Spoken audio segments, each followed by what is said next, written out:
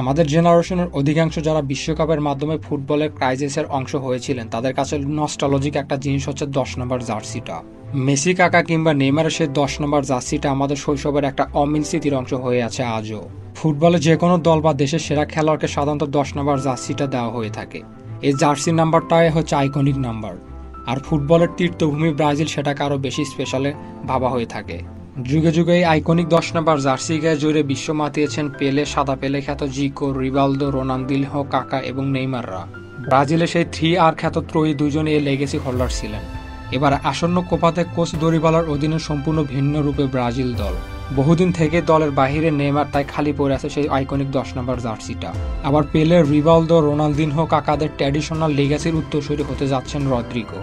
কাকা নেইমার পরবর্তী জেনারেশনের আস্থার নাম ভিনিসিয়াস, রদ্রিগো এবং অ্যান্দিকরা। ক্লাবের হয়ে এই মৌসুমে দারুণ সময় কাটানো রদ্রিগো দেশের হয়ে স্বল্প সময়ের ক্যারিয়ারে করেছেন 5 গোল।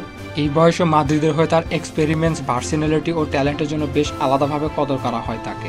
এবার 10 নম্বর জার্সির বার তার কাঁধেই রয়েছে। ক্লাবের হয়ে ফর্মের ফুলঝুরি ফোটানো রদ্রিগো কি পারবেন পূর্ব উত্তরসূরিদের লেগাসি ক্যারি করতে?